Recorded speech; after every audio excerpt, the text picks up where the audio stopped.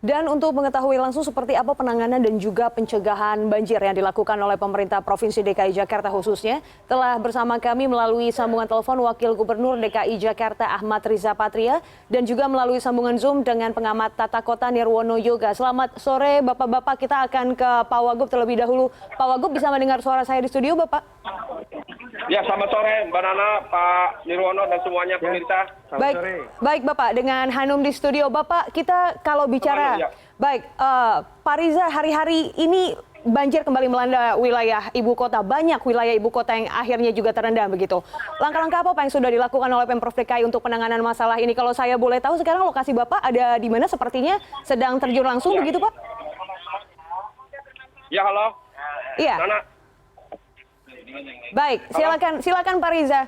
Bagaimana Pak terkait dengan penanganan banjir yang sudah merendam beberapa wilayah Jakarta? Silakan Bapak. Ya, jadi pertama, sebagaimana kita ketahui, sumber air yang masuk ke Jakarta itu ada 3. Pertama, hujan lokal, dari banjir bandang atau banjir kiriman, dari hulu. Kemudian yang ketiga dari banjir rob. Ya. Dari banjir yang ada di DKI Jakarta, memang tahun ini ada peningkatan curah hujan, itulah yang menjadi sebab ya. Setiap tahun di DKI Jakarta terjadi peningkatan curah hujan, lebih dari 100 ml per hari. Kemudian yang kedua, memang ada luapan ya daripada banjir di beberapa sungai seperti Sungai Kali Kerukut, Pasanggerahan, Sulaiman, Kali Sunter, Kali Ciliwung, dan Kali Cipinang. Namun demikian kami telah mencoba melakukan beberapa program, di antara normalisasi, naturalisasi, kemudian peningkatan jumlah pompa stasioner ada 487, pompa mobil ada 175, pompa underpass kami siapkan ada 67, total pompa yang kami siapkan ada 729 pompa di seluruh wilayah DKI Jakarta. Kemudian yang kedua, program lain yang kami tingkatkan adalah sumur resapan, drainase vertikal, kemudian juga kami membuat terobosan-terobosan, di antaranya meningkatkan daya tampung air dengan melakukan pengerukan dengan 257 eskavator yang kita miliki, juga 460 dump truck yang kami miliki. Dan tidak kurang dari 810 petugas kami di lapangan yang membantu menangani banjir dengan menyiapkan pembersihan selokan, olakan, dan lain sebagainya. Itulah yang kami lakukan selama ini, menyiapkan folder, dan juga membuat terobosan-terobosan. Selain pengerukan, ada membuat codetan-codetan, juga olakan-olakan. Alhamdulillah hasilnya cukup baik sampai dengan hari ini. Di tahun ini, hari ini menurut data BMKG adalah curah hujan yang tertinggi sampai dengan akhir Maret. Memang masih ada banjir di beberapa titik, tapi kalau kita bandingkan dengan banjir-banjir sebelumnya, pada tahun-tahun sebelumnya, ini terjadi penurunan signifikan. Sampai hari ini, RT yang terdampak ada 197 RT, itu artinya 0,6% dari 30.470 RT yang ada di wilayah DKI Jakarta, Nana.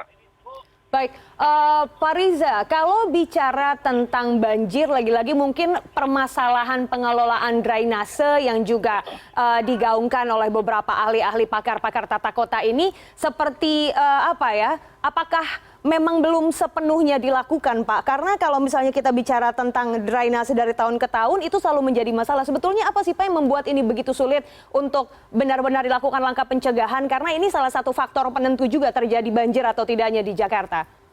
Jadi penanganan banjir di DKI Jakarta tidak bisa diselesaikan dalam 10 tahun ke depan. Ya. Dia membutuhkan waktu yang cukup lama, bahkan anggaran yang cukup besar. Hari ini, sekalipun kita diberikan dana yang cukup sampai 50 triliun sekalipun, itu belum bisa mengatasi banjir di Jakarta. Karena banjir di Jakarta ini harus kita atasi melalui program yang komprehensif dan holistik. Setiap tahun DKI Jakarta menganggarkan jumlah yang tidak sedikit. Dalam 3 tahun ke depan kita menganggarkan hampir 5 triliun terkait dengan pengendalian banjir di DKI Jakarta. Jadi berbagai program DKI Jakarta mungkin termasuk provinsi yang mengalokasikan dana pengendalian banjir tertinggi di seluruh Indonesia. Belum lagi dukungan dari pemerintah pusat. Tapi sekali lagi kita harus melihat sejauh mana fakta dan data, jumlah pengungsi menurun, jumlah titik banjir menurun, kemudian jumlah korban juga menurun. Alhamdulillah yang kita utamakan adalah keselamatan jiwa daripada warga. Sampai hari ini alhamdulillah tidak ada warga Jakarta yang meninggal karena banjir. Juga jumlah pengungsi juga menurun drastis.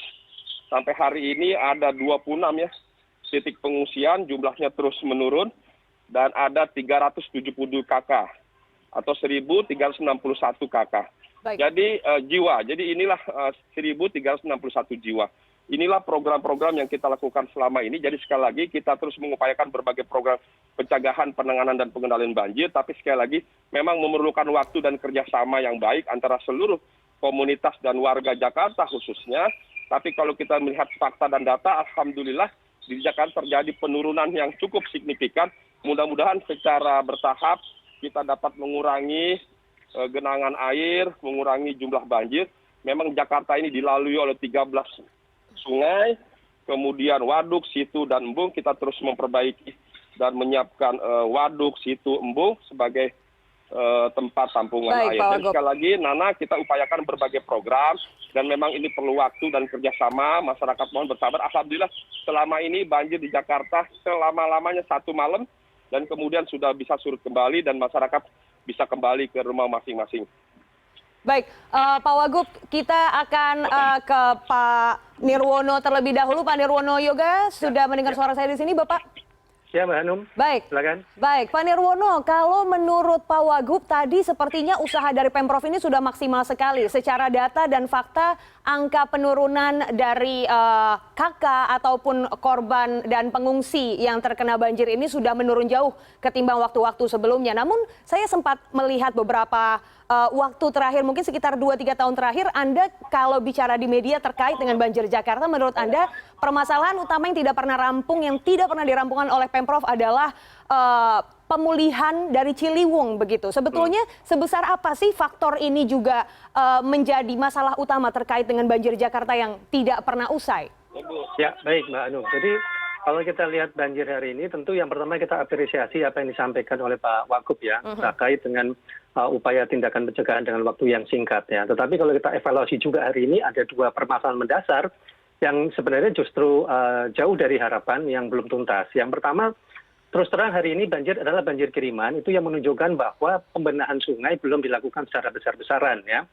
Kalau kita lihat hari ini misalnya, semua pemukiman seperti pemukiman di Kali Ciliwung, ya, Kali Sunter, Kali Pesanggerahan, gitu, sampai Kali Angke, ya, beberapa sungai yang semestinya dalam program DKI ini harusnya tuntas 2022, 4 sungai utama tadi. Nah, tetapi sampai dengan tahun 2017 ini malah justru belum ada pekerjaan lanjutan begitu. Mungkin nanti Pak Wagub bisa menjelaskan kenapa penataan sungai di 4 sungai utama, Ciliwung, Pesanggeran, Angke, dan Sunter ini kok berhenti tahun 2017 dan belum diteruskan sampai dengan sekarang, terlepas dari konsep naturalisasi dan normalisasi sebenarnya. Tapi di lapangan memang pekerjaan itu belum dilanjut. Jadi bukti bahwa tahun ini pembenahan sungai praktis 3 tahun tidak dilakukan secara baik. Ini menjadi PR pertama yang harusnya dilakukan.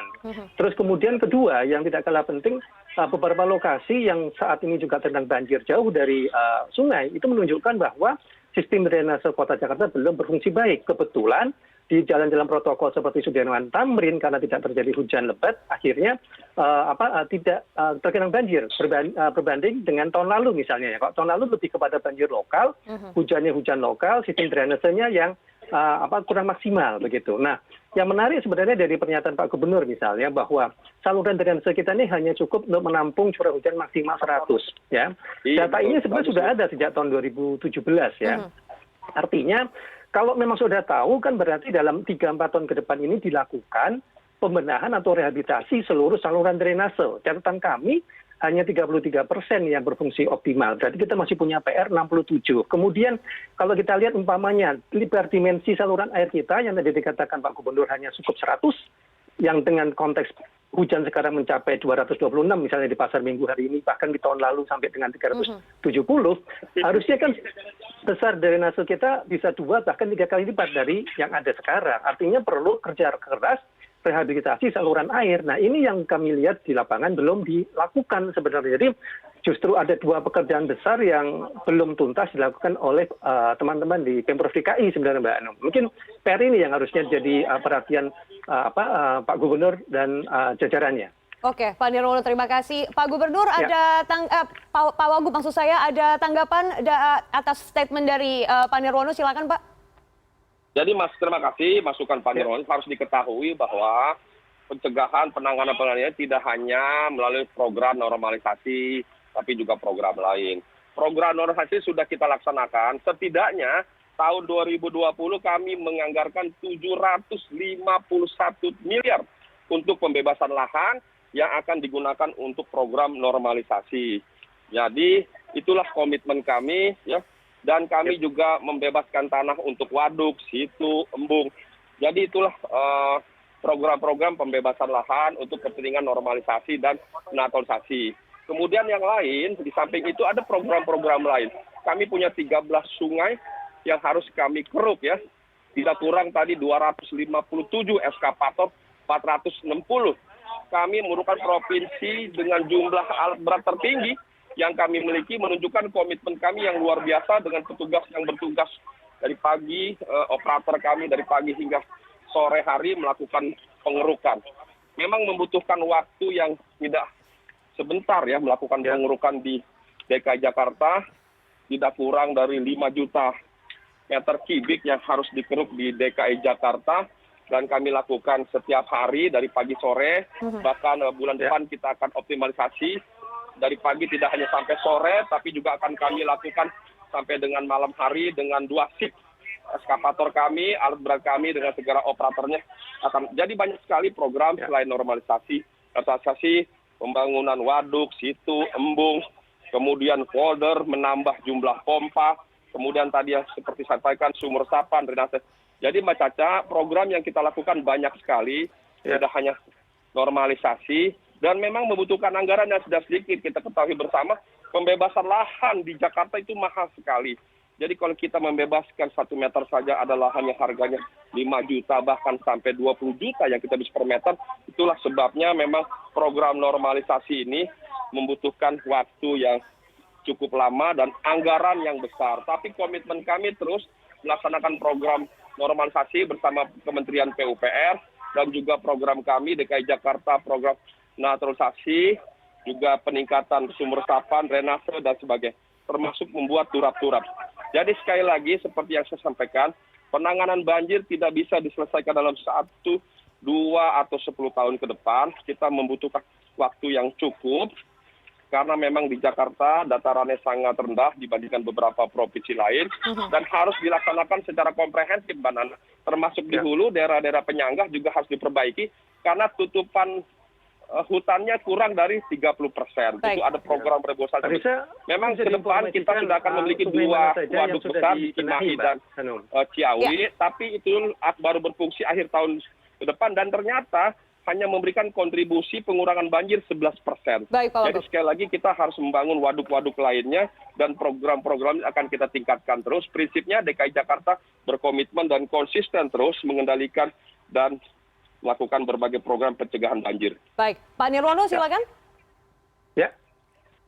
Oke. Ya, Banu. Baik, Pak Nirwono, kalau kita bicara lagi, tadi sudah dikatakan juga oleh Pak Wagub bahwa memang kalau kita lihat sekarang potensi untuk bisa perbaikan lebih lanjut lagi butuh waktu yang cukup lama, sampai mungkin 4-5 tahun ke depan gitu. Kita akan lihat dari sekarang targetnya.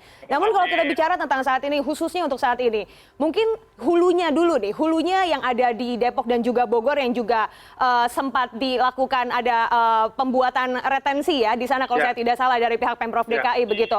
Kalau menurut Pak Nirwono, apakah ini dirasa cukup efektif untuk bisa menekan laju banjir kiriman yang datang ke DKI Jakarta?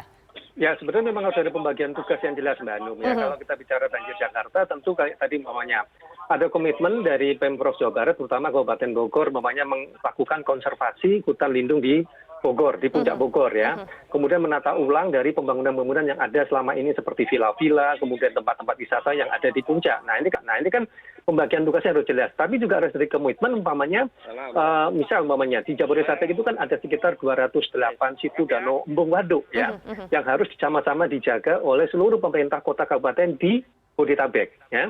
Ini juga PR bersama. Nah, kemudian DKI juga punya PR yang tadi saya katakan. Saya katakan tadi punya PR juga yang jelas, di mana penanganan pembenahan 13 sungai misalnya. Tadi sayangnya Pak Risa bisa menjelaskan namanya. Dari 13 sungai kan sebenarnya kita sudah punya kesepakatan dengan pemerintah pusat bahwa sampai dengan tahun 2022 itu ada 4 sungai utama yang diprioritaskan sejak zamannya Pak Posibowo bahkan ya, yaitu Ciliwung, Pesanggeran, Angke, dan Sunter. Nah ini mungkin bisa diinformasikan sampai dengan hari ini terbukti di 4 sungai ini kan meluap semua, ya. Nah, progresnya bagaimana sampai dengan hari ini? Apakah sudah ada pembebasan?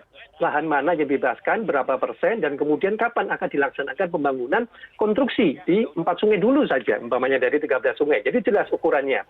Kemudian tadi dari Jakarta ada 109 situ danau waduk gitu.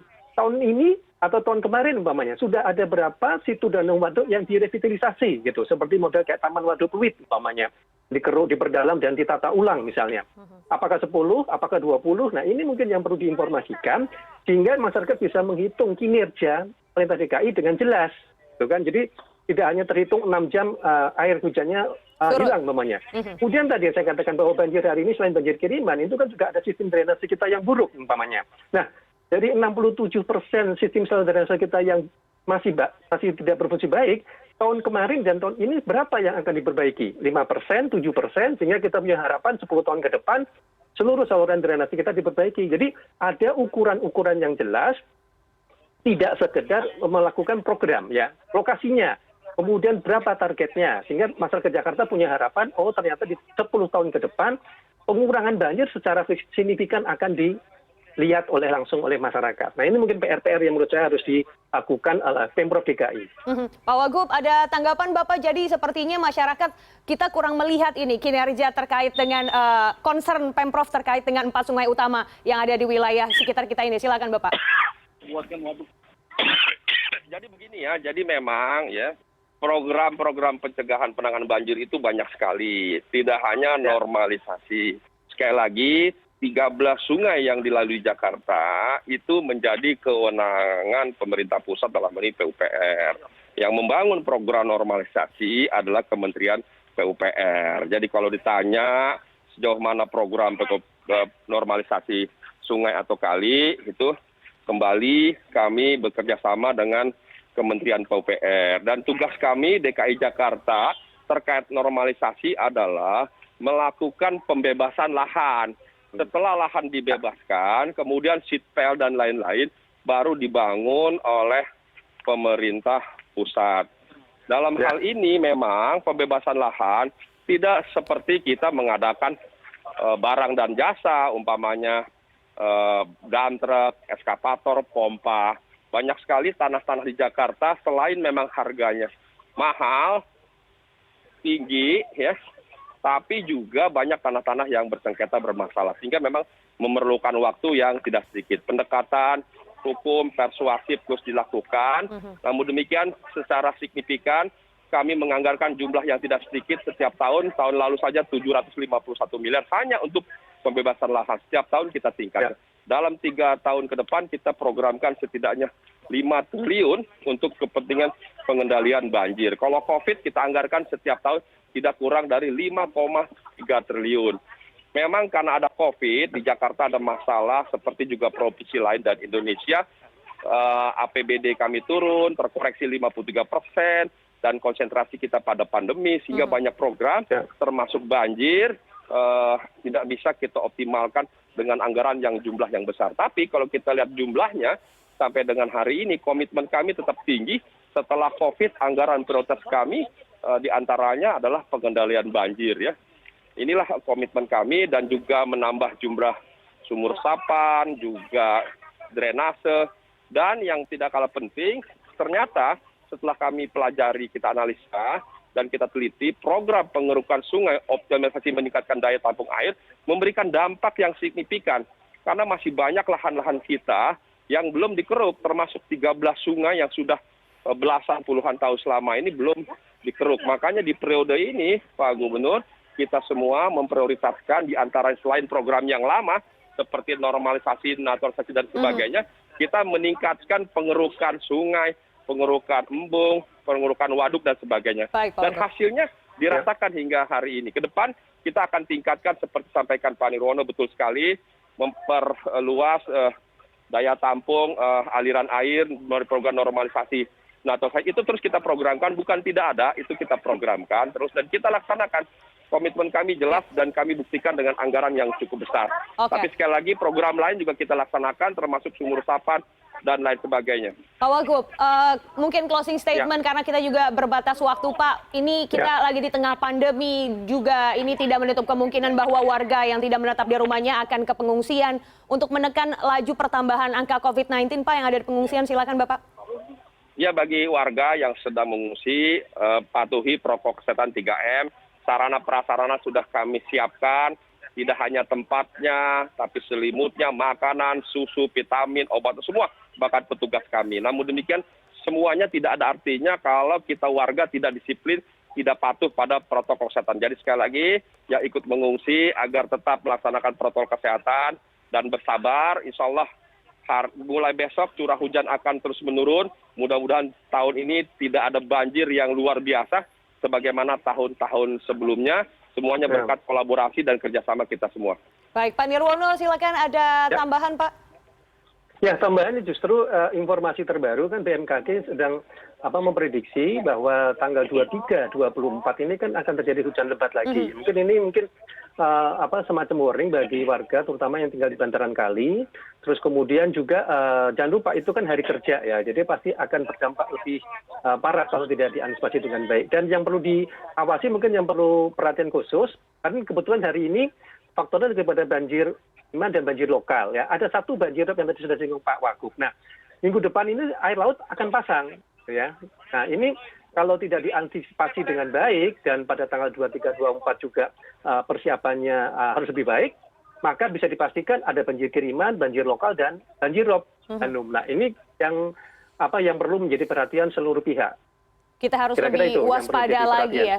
Baik, harus lebih waspada lagi Pak Nirwono karena ini di depan tidak hanya sampai saat ini begitu sudah diprediksi bahwa curah hujan akan lebih besar lagi, tambah lagi dengan laut yang pasang. Baik, Pak Nirwono, menjadi kewaspadaan kita semua untuk tetap saling jaga begitu ya.